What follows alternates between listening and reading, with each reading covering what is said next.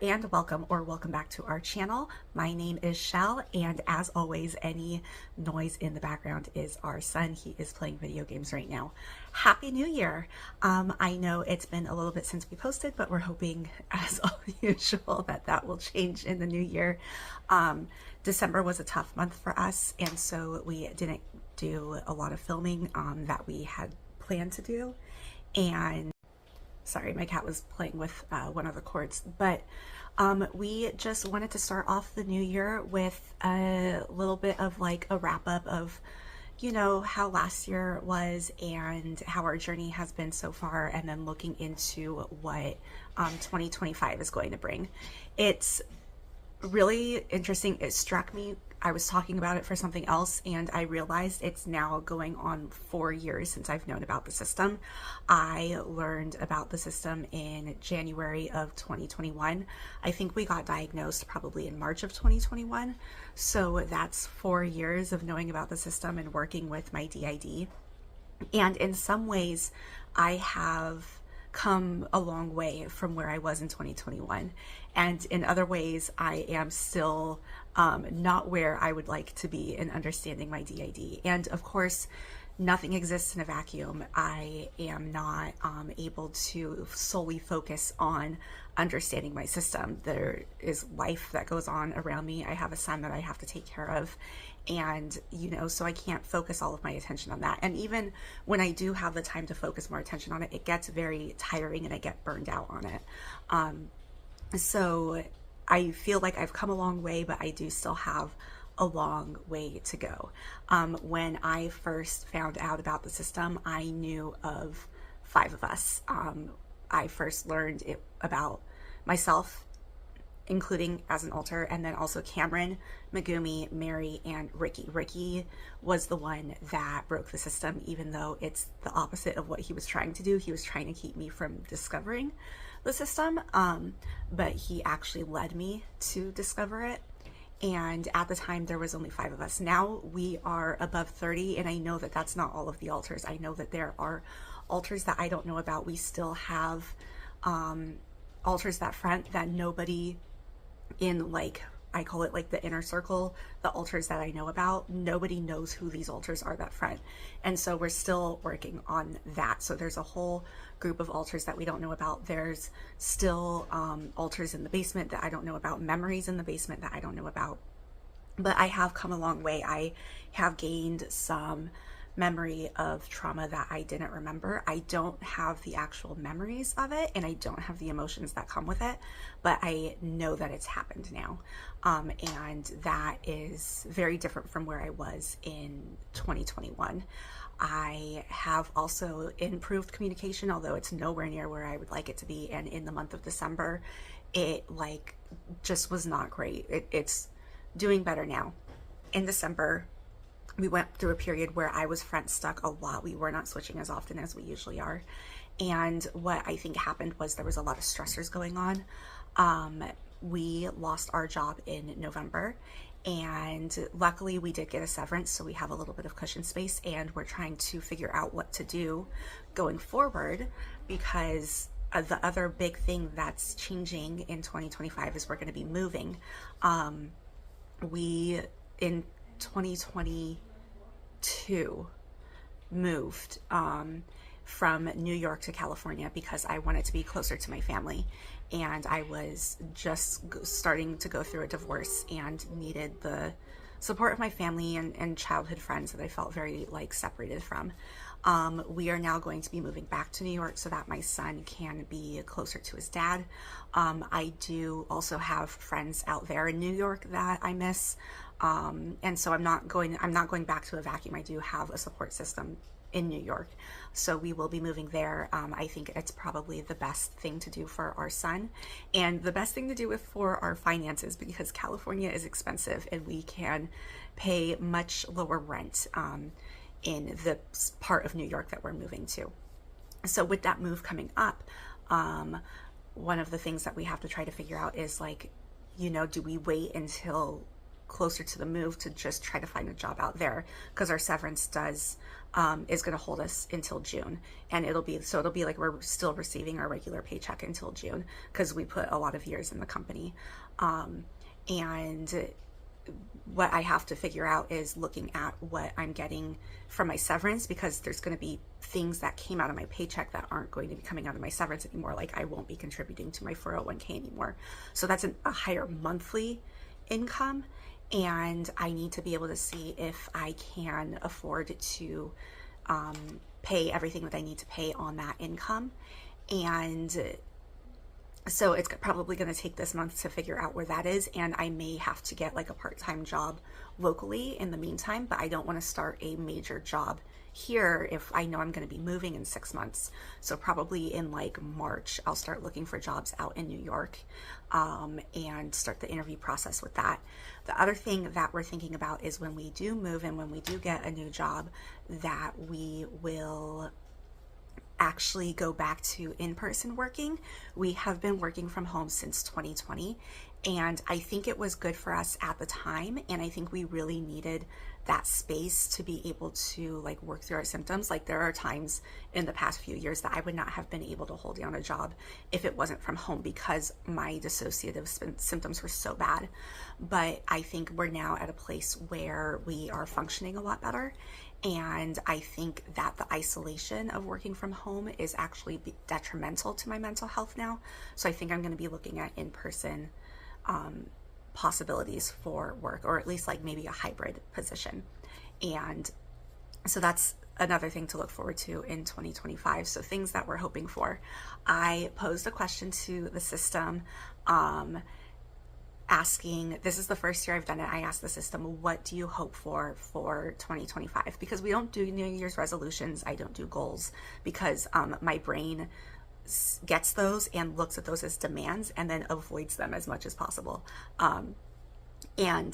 Like I'm the type of person that like if I was planning to do the dishes and then somebody asks me to do the dishes, I am no longer doing the dishes. Like that's just how my brain works. So I've learned over the past however many years that like resolutions just don't work for me. But there are things that I want to accomplish, and I just put them as like kind of like a wish list type of thing, and then it's not as much pressure to get it done, and I'm more likely to accomplish it. But so I posed the question to the system, what the system wants, and so far only Jessica has answered. Brandy has fronted since the new year, but didn't get a chance to answer the question because she was doing other things. Jessica has answered, and then nobody else has fronted to be able to answer. So I'm still getting answers from everybody about what we hope to do as a system. And once I get that information, maybe we'll do a short little video about like what it is that we're looking forward to. But that may not be something that happens until like February, because of how often certain alters front, and it's not always easy to get everybody's input that quickly. So that might be like a next month thing. But I know that there's some gratitude in the system that I posed the question, because I've not done that even after finding out about the DID. I've always still looked at this life as being my life and my direction that we follow and my goals that we want to fulfill. Even though I know I'm not the only one living this life, I still see myself as being the main person. And I know that that's not necessarily fair to some of the other alters. And so I want to have a more collaborative approach to things going forward, and starting that off with, what do we want going forward as a system? Things that I personally am hoping for. One, I want the move to go smoothly. Like that's the biggest hope. I am a little afraid because I've had a couple of friends, because our ex is going to fly out and then fly back to New York with our son, so that our son doesn't have to do the long road trip. But we have 2 cats, so we're going to be driving from California to New York, and we're nervous. We've had a couple of friends say that they'll do the drive with us, but we don't ever believe anybody until like the time actually comes. So we're nervous that like both of those friends aren't going to be able to do it, and we're going to end up driving alone. And that's a scary thought, especially driving through the Midwest during June. is a little anxiety producing. I don't want to get, the first time I moved halfway across the country from California to Illinois, we ran into severe thunderstorms and tornadoes, and I don't want to do that, especially on my own. So I'm hoping for a smooth move. The other thing I'm hoping for is that when we do find that other job, that it's a good job with good income. I would really like to be more financially stable. I know that we're really lucky with what we have. Like, there's people who are in such like worse situations than we are, but it is still really stressful every month trying to figure out, like, you know, every month there's a bill that doesn't get paid. Like, we have to figure out what do we not pay this month so that we can pay the other bills, and that's really stressful, and I'd like to not be in that position anymore. And I know moving to a place that isn't as expensive, where rent is going to be cheaper, hopefully utilities will be cheaper, and the cost of living is going to be cheaper. I'm hoping that that will help with that financial stability. So that's like a big one for me. For system goals, I want to work on system communication. I would like to be in a much better place communication wise than we are right now. And I know a lot of that has to do with my own hangups. I still get caught up in my own denial about whether I actually have this disorder. And I also still get scared of losing control and not letting others through, because I'm so afraid of not having control of the situation.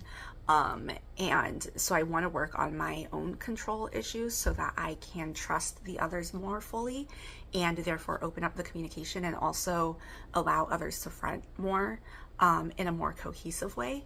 And I would like to be able to get to a point where we can actually control our switches, because we are at a place now where we know what areas in our life certain alters excel in.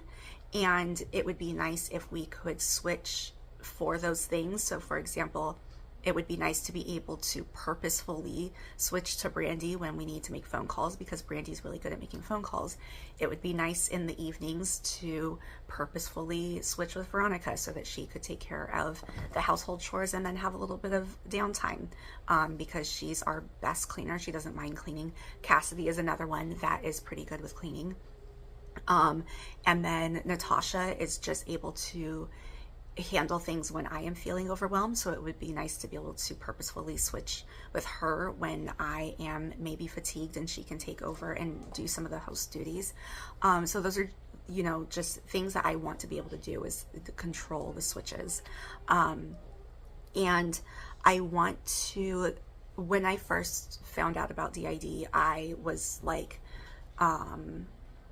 just, what's the word I'm looking for? Devouring information, right? I was learning everything I could about DID and reading research papers and firsthand experiences, watching videos, and, you know, making my own content that would relay DID information. And that by producing content that talked about DID, it helped me understand the DID more. And then I got completely burned out, and I've still been doing like content, not nearly as much as I was doing, and also it's more based on my own like daily experience with DID rather than information. I would like to get back to the research aspect of it. I've been burned out for a couple of years. I would like to see me feel better about that and have a little bit more energy and more mental capacity to be able to research DID and start to do the informational posts again. And here's where I have a question for you.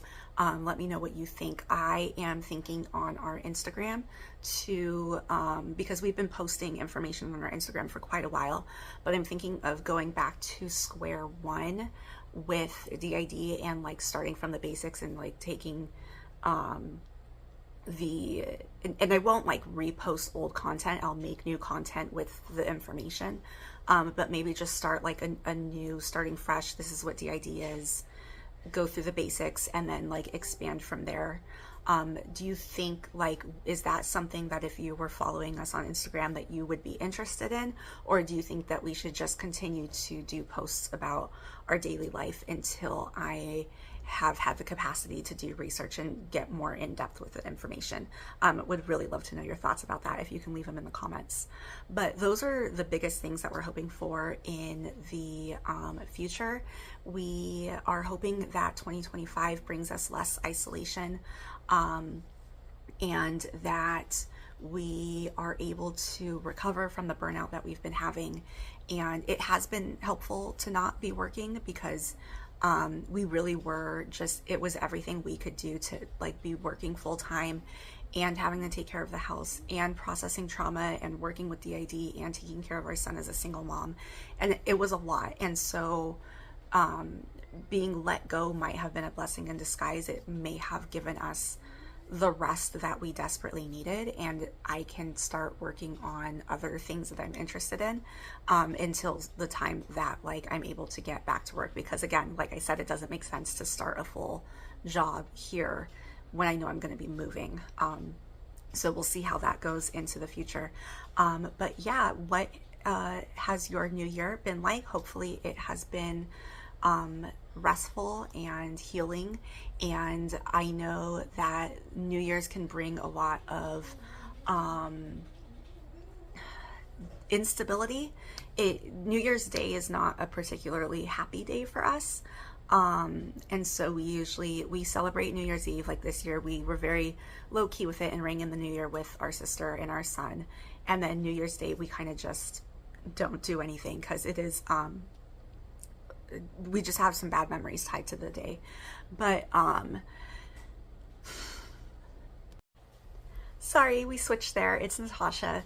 And I guess I'll finish the video out. I agree with most of what Shell has put forward for what we hope out of the system. I would like to have more time in the front. I would like to be able to control switches. I would like to have more communication, and maybe a better understanding of who I am as an alter, because I thought I was Shell for so long and only learned over the past few months that I am in fact my own alter.